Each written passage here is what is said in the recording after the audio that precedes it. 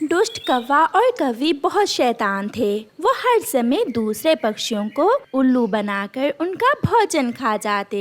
एक दिन हरियाली तोती एक डिब्बे में खिचड़ी बनाकर अपने घर से निकलती है। थोड़ी दूर कौवा और कौवी बैठे हुए थे। वो हरियाली को देखते हैं। कालू जी, वो देखो, हरियाली तोती डिब्बे में कुछ लेकर जा रही है। हाँ गौरी, चलो जाकर उसे उल्लू बनाते हैं और उसका भोजन लेकर खा लेते हैं। कौवे हरियाली तोती के पीछे जाते हैं। रुको रुको हरियाली, रुको। हरियाली तोती रुक जाती है और एक पेड़ पर बैठ जाती है। क्या हुआ कौवे और कौवी, मैं बहुत जल्दी में हूँ, तुमने मुझे क्यों रोक लिया? हरियाली, इस डिब्बे में क्या है? इस डिब्बे में खिचड़ी है। मैं ये खिचड़ी पहाड़ों पर अपने मिट्ठू के लिए लेकर जा रही हूँ। हम भी पहाड़ों पर ही जा रहे हैं। हमने घर में बिरयानी बनाई है, मगर अफसोस हमारे पास नमक नहीं है। अगर नमक मिल जाता तो कुछ बिरयानी तुम भी ले जाती, अपने और अपने पति के लिए। बिरयानी तो मेरे पति को बहुत पसंद है। मैं अभी घर से थोड़ा नमक लाकर आपको देती हूँ। रुको हरियाली, ये डिब्बा तुम यहीं रख जाओ। इतना बोझ उठाकर जाने की क्या जरूरत है? हाँ, तुमने ठीक कहा सहेली। फिर हरियाली तोती अपना खिचड़ी वाला डिब्बा वहीं रखकर नमक लेने वापस घर चली जाती है। डिब्बा उठाओ और भागे यहाँ से। अब ये खिचड़ी हम अपने घर जाकर खाते हैं। कौवे बहुत अच्छे हैं, थोड़े नमक के बदले मुझे बिरयानी देंगे। मेरे पति तो आज बिरयानी और खिचड़ी एक साथ देखकर खुश हो जाएंगे। हरियाली ऐसा सोचते हुए घर से नमक लेकर जाती है। अरे, ये कौवे कहाँ गए? अभी तो मैं उन्हें यहाँ छोड़कर गई थी। मेरा खिचड़ी वाला डिब्बा भी नहीं है। वो दुष्ट कौवे मुझे उल्लू बना गए। बहुत बुरा किया उन्होंने मेरे साथ। हरियाली बैठकर ऐसे रोने लग जाती है। बहुत मजे की थी खिचड़ी कालू, मैंने ऐसी स्वादिष्ट खिचड़ी पहले कभी नहीं खाई। मुफ्त का माल ऐसे ही स्वादिष्ट लगता है। दूसरे दिन हरियाली तोती चिड़िया को सारी बात बताती है। उन्होंने मुझे नमक लेने भेज दिया और मेरी सारी खिचड़ी ले उड़े। वो कौवे तो अब कुछ ज्यादा ही तंग करने लगे हैं। अब मुझे उनका कुछ करना ही होगा। उन्होंने कुछ दिन पहले लूसी कबूतरी को भी चूना लगाकर उसका भोजन खा लिया था। चिड़िया वहाँ से चली जाती है। चिड़िया कौवों के घर के पास जाकर बैठ जाती है। कौवा और कौवी अपने घर के बाहर बैठे हुए थे। अगर मेरा कोई दोस्त होता तो हम मिलकर खाते, मगर मेरा कोई भी दोस्त नहीं है। अब कौन मेरे साथ मीठा दलिया खाएगा? इससे अच्छा तो था कि मैं ना ही मीठा दलिया बनाती। कालू, कुछ सुना तुमने? हाँ गौरी, चिड़िया का कोई दोस्त नहीं है जो इसके साथ बैठकर मीठा दलिया खाए। फिर कौवे चिड़िया के पास आते हैं। चुप कर जाओ छोटी चिड़िया, क्यों रो रही हो? हम है ना आपके दोस्त, हम खाएंगे आपके साथ मिलकर मीठा दलिया। आप तो कौवे हैं, भला आप एक कमजोर चिड़िया के दोस्त कैसे हो सकते हैं? जंगल के सभी पक्षी बराबर हैं, कौन छोटा कौन बड़ा। चलें, हम समय जाया किए बिना मिलकर दलिया खाते हैं। तो फिर मेरे नए दोस्तों, मेरे साथ मेरे घर चलो। अब मैं इन कौवों को अच्छा सबक सिखाऊंगी। रास्ते में जाते हुए चिड़िया ऐसे सोचती है। चिड़िया, दलिया कहाँ है?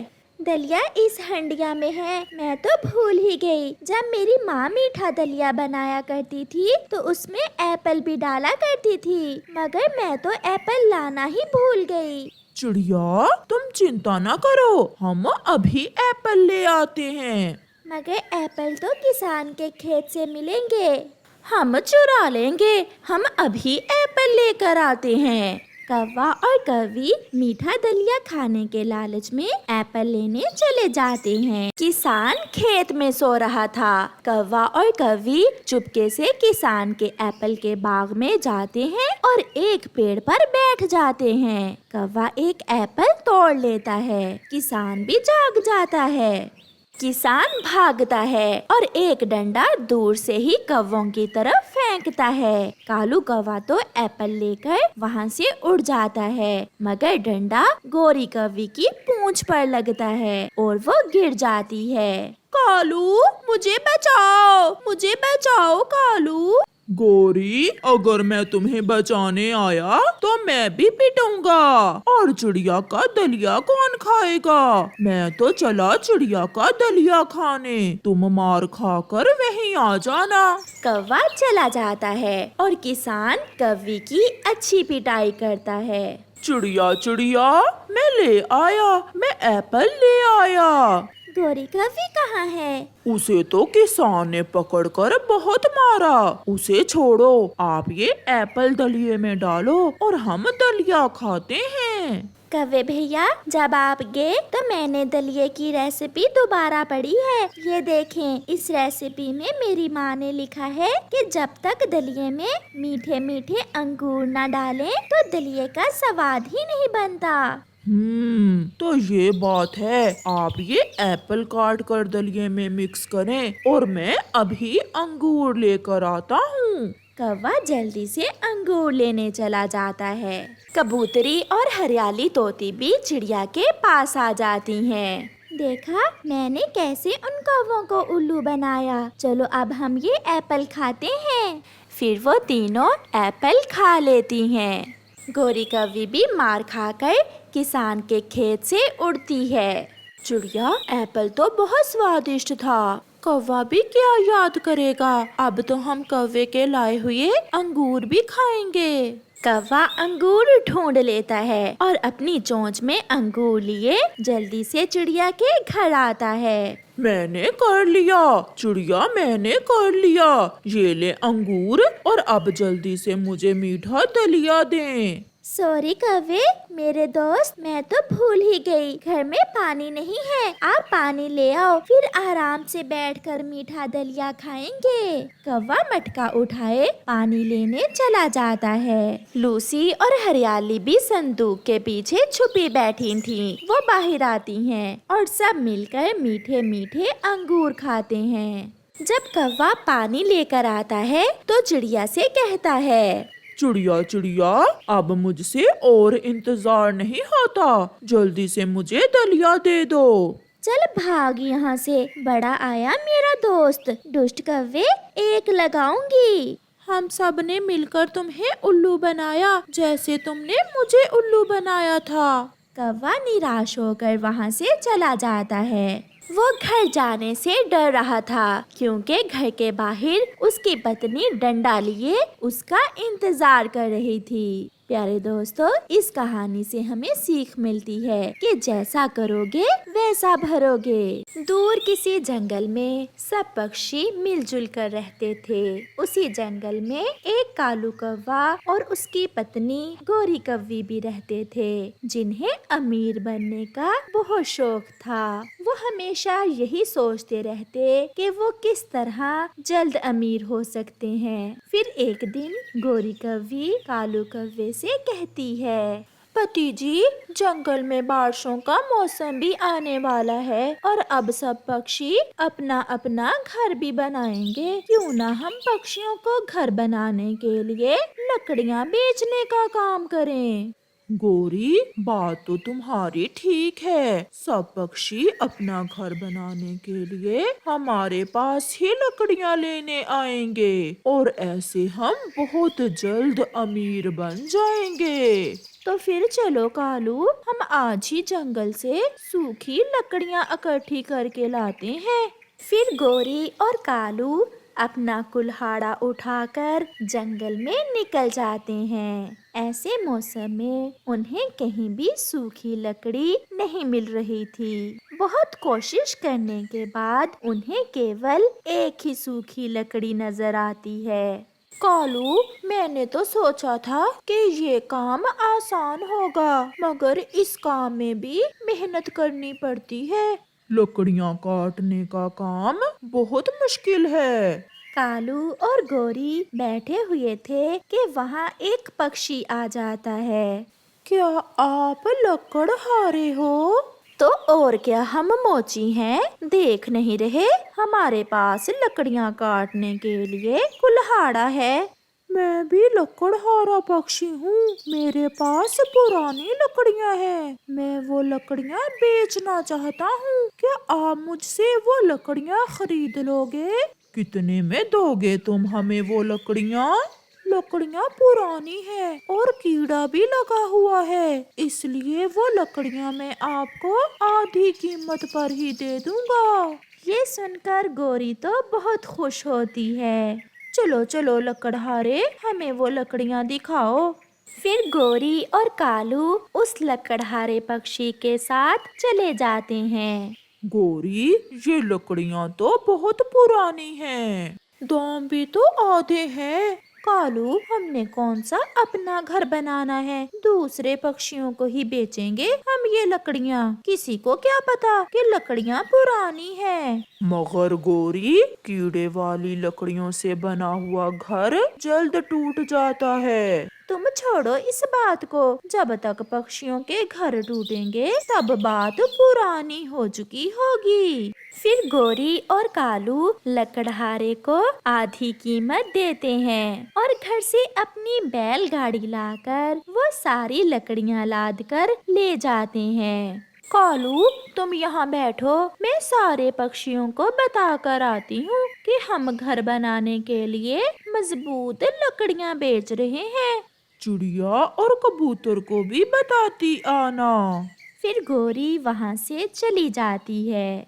चिड़िया और कबूतर नदी पर बैठे हुए थे। गोरी भी वहाँ आ जाती है। पक्षियों, क्या आपने अपने घर बना लिए हैं? नहीं गोरी बहन, हम बैठे यही बात कर रहे थे। बारिशें भी आने ही वाली हैं। हम घर बनाने की बात ही कर रहे थे। कल हम जाएंगे सूखी लकड़ियाँ लेने। जंगल में कोई भी सूखी लकड़ी नहीं है। आप सूखी लकड़ियाँ हमसे ले लें। मैं और कालू अपने घर के पास ही लकड़ियाँ बेच रहे हैं, दाम भी ज्यादा नहीं है। फिर गोरी वहाँ से चली जाती है। चिड़िया, गोरी की बात तो ठीक है, क्यों ना हम इन कौवों से ही लकड़ियाँ खरीद लें, ऐसे घर का काम जल्दी हो जाएगा। मैं भी यही सोच रही हूँ। फिर चिड़िया और कबूतर कौवे से लकड़ियाँ लेने चले जाते हैं। गोरी बहन, मुझे 3 बड़ी और 2 छोटी लकड़ियाँ दे दो। बुलबुल भी अपना घर बनाने के लिए लकड़ियाँ खरीद रही थी जब चिड़िया और कबूतर वहाँ आ जाते हैं। कालू भैया, लकड़ियाँ मजबूत तो है आपकी, ज्यादा पुरानी तो नहीं है?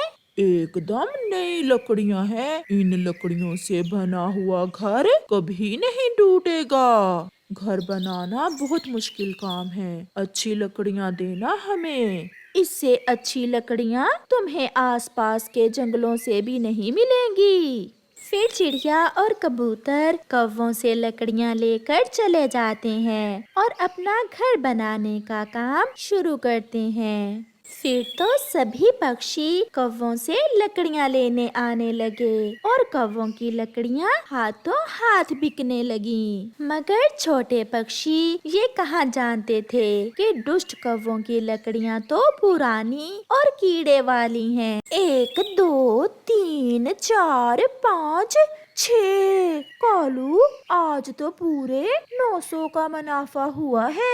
गोरी और कालू ने अपना घर सामान से भर लिया था। अब तो गोरी अपने लिए गहने भी खरीद लाई थी और कालू ने भी नई पगड़ी खरीद ली थी। अब वो देखने में तो अमीर लग रहे थे।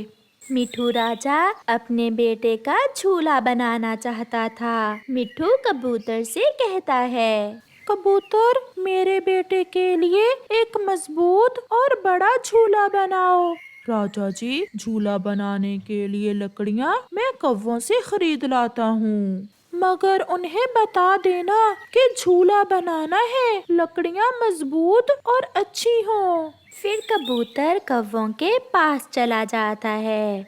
मिट्ठू राजा ने भेजा है लकड़ियाँ लेने। अब हमारी लकड़ियाँ राजा जी के महल में भी जाएंगी। राजा जी ने अपने बेटे के लिए झूला बनवाना है, मजबूत लकड़ियाँ देना। गोरी, हमारी लकड़ियाँ तो कीड़े वाली हैं। अगर राजा के बेटे का झूला टूट गया तो बड़ा डंडा पड़ेगा। कुछ नहीं होगा, तुम दो कबूतर को लकड़ियाँ। फिर कबूतर कौवों से लकड़ियाँ ले जाता है और उन लकड़ियों से एक बड़ा झूला बनवाता है। मिट्ठू राजा का बेटा उस झूले में बैठकर बहुत खुश था। चिड़िया भी अपना घर बनाकर उसे फूलों से सजा लेती है। कबूतर का घर भी बन गया था। अभी कुछ दिन ही गुजरे थे कि एक दिन थोड़ी सी हवा चलती है और चिड़िया का घर गिर जाता है। चिड़िया का घर तो दो हिस्सों में बट गया था। चिड़िया बैठी रो रही थी।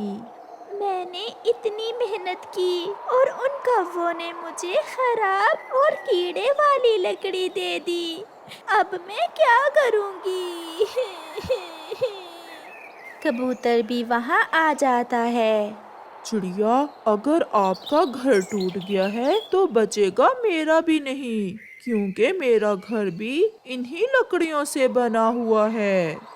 छोटा मिट्ठू राजा अपने झूले में मजे कर रहा था जब उसका झूला टूटकर दूर जा गिरता है। पूरे जंगल में शोर मच जाता है।